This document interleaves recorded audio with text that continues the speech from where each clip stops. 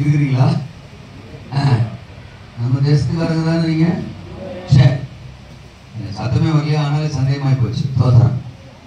இன்னைக்கு சுதந்திர தினம். சுதந்திரம்னா விடுதலை. நம்ம தேசம் விடுதலை அடைஞ்சிச்சு அப்படின்னு எல்லாத்துலயுமே விடுதலை அடைஞ்சிட்டா? ஆவிக்குரியவர்களுக்கு நன்றாக தெரியும் தேசம் இன்னும் எதெல்லாம் விடுதலை ஆகணும்னு. ரட்சிக்கப்பட்டோம்னு சொல்றவங்களே நிறைய விஷயத்துல விடுதலை ஆக வேண்டிய நிர்பந்தத்துல வாழுகிற நாட்கள். அப்புறம் ரட்சிக்கப்படாத மக்கள் என்ன சொல்ல முடியும்?